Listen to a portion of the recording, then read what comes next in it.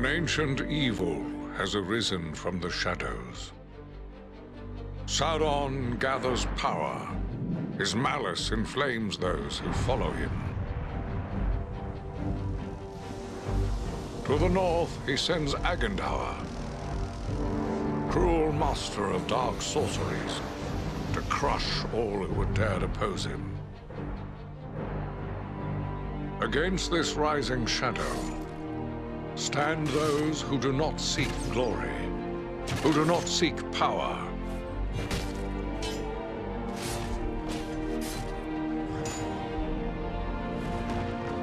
Those who fight to stem the onslaught.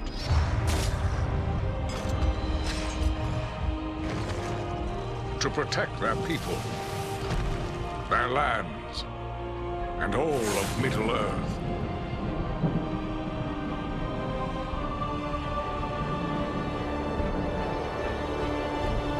Three bright flames of courage to challenge the darkness.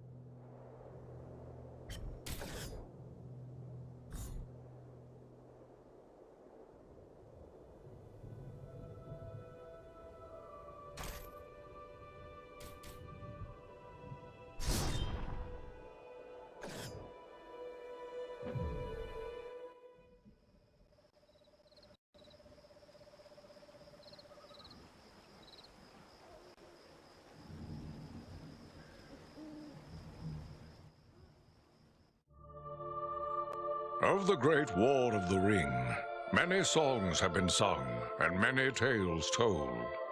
The names of heroes like Gandalf the Grey, Aragorn the King, and Frodo the Ring-Bearer are greatly revered, and rightly so. Yet Sauron's grasp stretched much further than the lands of Gondor and Rohan alone, and his forces might have done great evil in the north of Middle-earth, had a handful of heroes not stood in his path. Their stories, too, deserve to be told. Pay heed now to one such tale, which begins here in the town of Bree, just a few short days before Frodo arrived on his quest.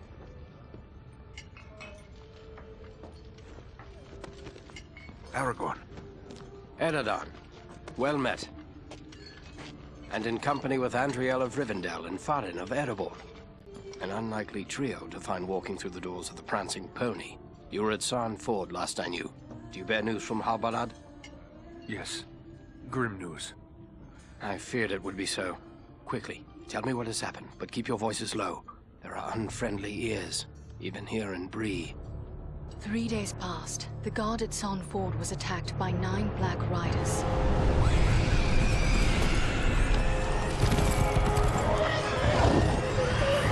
Stand fast, Rangers!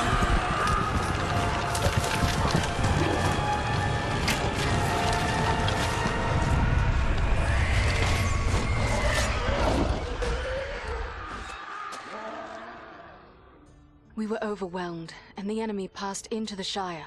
This is worse than I imagined. I know these riders. It is from Mordor they come.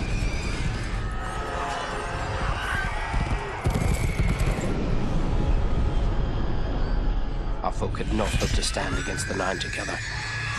How bad were our losses? Very bad. We tried to resist them, but they were surrounded by an aura of unnatural dread. There is more you should know. After the rout, one of the Black Riders met with an ally, a man of great malice and power.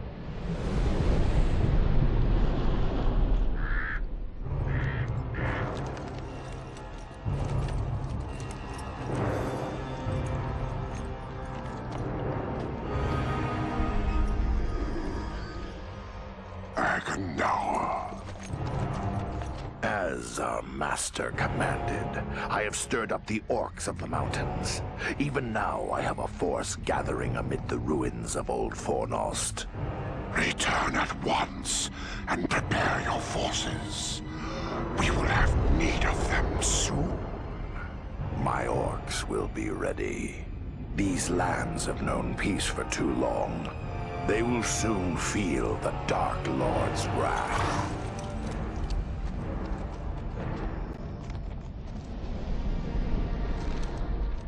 If this Agandar has a force at Fornost, then our position grows all the more desperate.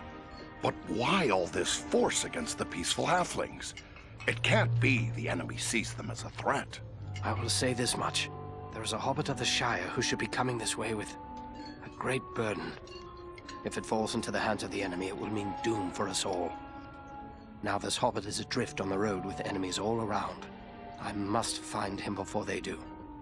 And I need you to help me keep him safe. You are my chieftain. I will gladly do whatever you command.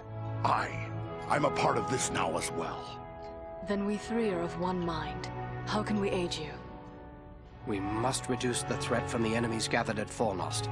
Travel there and do whatever you can to keep the enemy's eye turned towards you and away from the Shire. Perhaps we will have help in this task. Eladan and Elro here were in the north when last I heard. Any gathering of the enemy is certain to attract their attention. Good.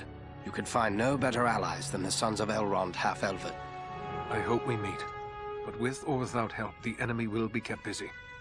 We'll make sure of that.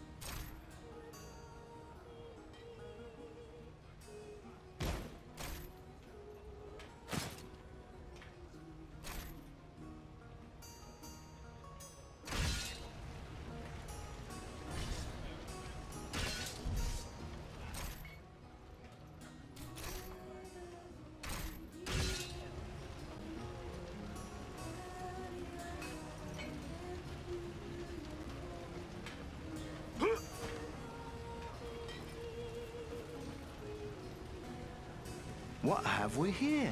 A stranger in town. A stranger's just what I'm looking for. Interested in a little harmless pastime? It's time to make some money from it. Pastime? What sort of pastime? Why, nothing more than a simple game of riddles is all. I love a good game of riddles. But everyone in town has already heard all I know. I reckon I could stump you, though. You said something about money. It's simple. You stake some money and I ask you a riddle.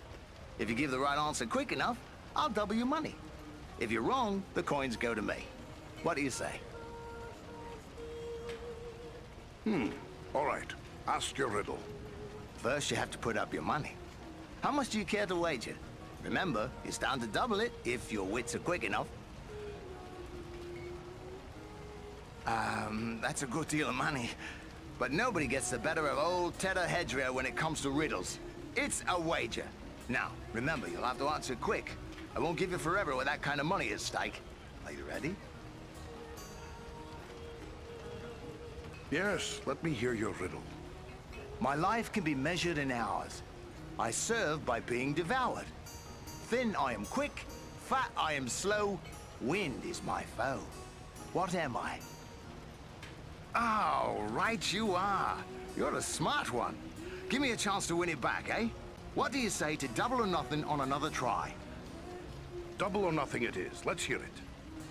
What is it that's so fragile, even saying its name can break it? Oh, correct. You've a cunning mind, no mistake. Go again, double or nothing? Once more, then. Always running, never walking. Often murmuring, never talking. Has a bed, but never sleeps. Has a mouth, but never eats. What? That's the answer. I've been too easy on you, it seems. Go double or nothing and I'll stomp you this time for sure. Once more, then. I'm found deep in the earth. When beaten and burned, I become a bloodthirsty killer. What am I? Oh, right by thunder. I can't get anything by you. Give me one last chance. Double or nothing once again. Once more, then. At night, they come without being called. By day, they're lost without being stolen. What are they? I see I'm dealing with a riddle master. More the fool I for putting up my hard-earned coins. Well, fair is fair. Here's your winnings. Oh, no, your wits are too sharp for me. My poor purse can't stand to be any lighter. If your money's at an end, friend, then so is our game. Thanks and farewell.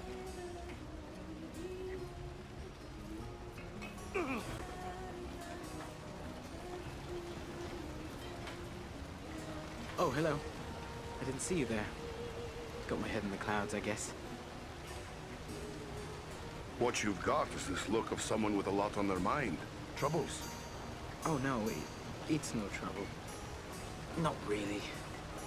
It's more like, well, I'm in love. Oh, that sounds like trouble to me. Who is the lucky woman? It's Idona Bellflower, my childhood sweetheart. I always thought we were meant for each other, but her father doesn't like my prospects. He's arranging a match with the blacksmith, Edmund Brushwood. A man with a trade, that's a good match. But how about the lass? Does she love you? That's just it. I'm not sure. I always told her how much I loved her when we were children. It was all a game back then. Then we got older and we got so much harder to say. Well, that won't do. You'd best tell her now, or you'll wish you had later. I want to tell her. I do. Look, this locket belonged to my mother. I want to give it to Idona as a token of my love. But the chain is broken, and Elman the blacksmith is the only one in town who can fix it. If I take it to him, he's sure to suspect something and turn me away. Well then, give it to me. I'll take it to him. Yes, that might work. Elman would never suspect a stranger like you. There's one more thing. Idona's father keeps a careful eye on his daughter and won't give me a moment alone with her. Leave it to me then. I'll make sure she knows how you feel. Wonderful! Just perfect. Take the locket to Elman at the smithy across the street. Once it's repaired, bring it to Idona and tell her I love her, and that I'll do everything in my power to make her happy every day we are together. All right, all right. I'll tell her. Don't you fear. And just one more thing. After you talk to her, could you come back and tell me what she said? One way or another, I have to know. Don't fret. I'll bring you word once I've spoken with the lass.